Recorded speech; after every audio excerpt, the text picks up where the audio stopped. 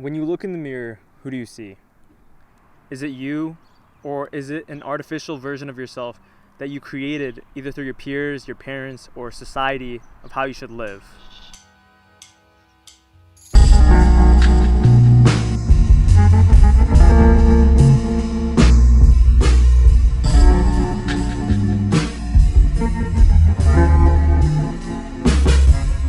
Without realizing it, you may have created this version of yourself that you didn't want to become. And it's through no fault of your own. You're spoon-fed with this idea of how your life should be lived.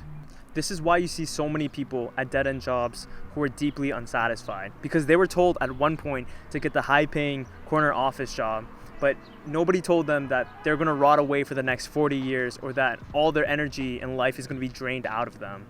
Or it's through social media, through cloud chasers, of driving fast cars and being in blue-ass water. It's in commercials telling you to buy this product to have this lifestyle. It's in your parents telling you to go to school to get a good career. It's in certain friend groups to act a certain way to fit in the group. A lot of people, they live this life which lacks autonomy. So ignoring all of these outside influences, how should your life be lived? Well, the truth is, I don't have an answer for you because I don't fucking know. Whatever answer I give to you won't work in your specific situation. I don't even know who you are watching this video. So the best solution I can give to that is living a life that's true to yourself.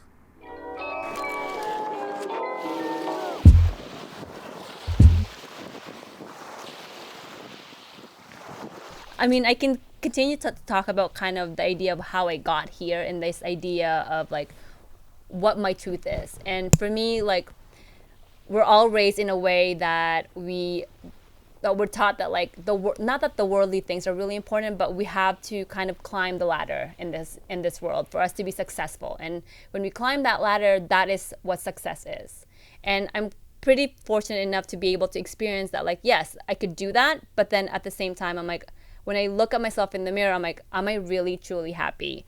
So that whole idea of climbing the ladder was like this smoke that like blocked my vision to like really become more of myself. And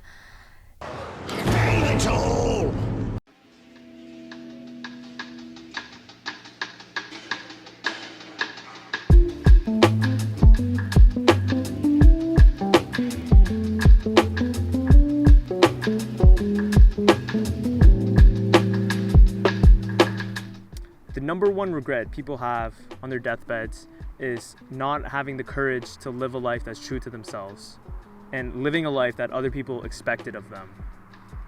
I think a lot of people, they realize this when it's too late, but you have the power to manifest and change your life and have it unfold however you want it to. I mentioned this in my previous video, but in 2019, I started to get into e-commerce because at the time, all my friends, they were going back to school and I felt like a loser. I felt like I wasn't progressing in life.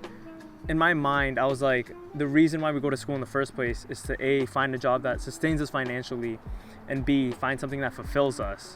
So I already found fulfillment through content creation, so I just needed to figure out a way to make money. If you don't know what dropshipping is, it's basically if you scroll on Instagram, you see every fifth ad.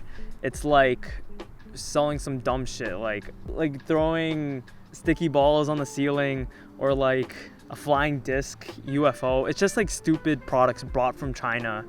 So I started to get into e-commerce, which led me to buy a course, which led me to buy another course, which led me to buy another course. And after $30,000 fucking dollars of trying to do e-commerce, I stopped because, well, $30,000 is a lot of fucking money, but most importantly, I wasn't living a life that was true to me.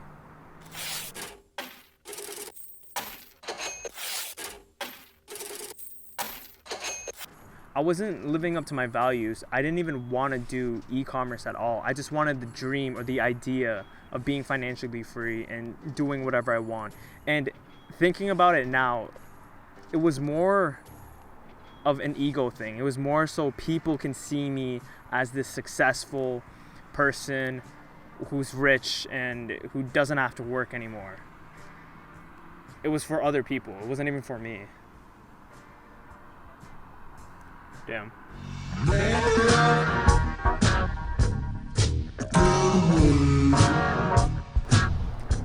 I've been trying to learn this relationship with money. The point is not to be rich. The point is to do what you like, and then you can make money off of that.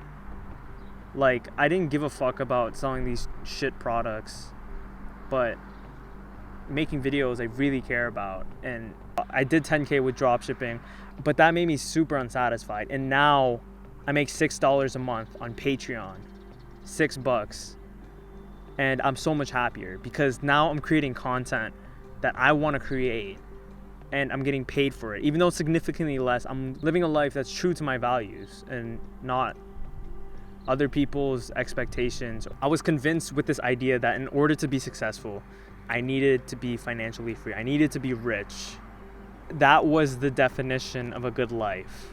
But what I didn't realize was that the good life was right in front of me the whole time. If you have good health, if you have money in the bank, and if you have friends, you're living the good life. Like, you're better off than the majority of the population. This whole thing now is just getting off topic, but the whole point of this is, are you living your truth?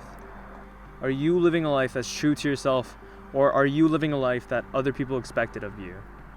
It's more important for your own personal mental health to live a life that's true to yourself and just do whatever you think that is, because fuck what everybody else thinks. They don't know your life and they don't know what's going to make you feel happy. And if you just follow what other people say, you're just going to live a life that you're deeply unsatisfied with, because it's not your life, it's other people's. Okay, it's getting cold as fuck now. I'm gonna fucking cut. Alright, yo, fuck this shit, I'm out. Oh yeah, thanks for watching. Hold on. Thanks for watching. Stay on Average Fools. Alright, let's get the fuck out of here. For me, happiness is a fleeting emotion that changes all the time. Mm-hmm. So I want to change that that question to more, how do I experience happiness in my daily life? Mm-hmm. Because like I said, happiness is you're joyful and you're content, you have satisfaction in your life, and there's like a sense of gleefulness. The other side of that would be you being sad, sorrowful, in pain or agony. And for me, like, so therefore it's a sensation that's always changing. Like, Mm-hmm. you can't be happy all the time. Yeah. That is like not real, Mm-hmm. right? And I think it's more of like being able to ride that wave of emotions. Mm-hmm. And then as you ride that wave of emotion, you're able to feel peace inside of yourself. Mm. And you do that through practice. You do that through practice when something incredibly crappy comes up in your life and you're like, okay, that's a really that's a really bad situation, but how can I still sit here and acknowledge that situation and figure out a way where I can tackle it and not go down like the deep end and just like come crashing down and be like, oh my god, this is like the worst thing ever. Yeah. Like, find that even equilibrium so that you're able to acknowledge the situation, and then you're able to kind of see it for what it is, and then you can take action. But sometimes the fact that you can just be there and sit with that like really horrible situation and just be there with it, that's also a state of you being like not happy, but you being able to just be present. Yeah. And for me, like how I practice that in my life, like I've been journaling for the last 20 years. Mm-hmm. And also with journaling, I'm able to kind of understand like my experiences and kind of go through my experiences and then look at them from different angles. Mm-hmm. And then with that, meditation is a physical practice and a mindfulness practice that allows my emotions to come up and then again sit with them. Yeah. Like whether it's really, really great emotions or really bad emotions. Mm-hmm. Because they're all gonna change. Like as we're talking right now, like we're nervous, we're excited about this podcast, you know? Yeah. But at the same time, it's going to go in waves. Mm-hmm. How can we be present as we're talking to each other? You Yeah. know, like, and how can we make sure that like our body is not over there like, when is this gonna end, or like what is the next question? We're kind of like in this moment and like enjoying the present that we're here. Yeah.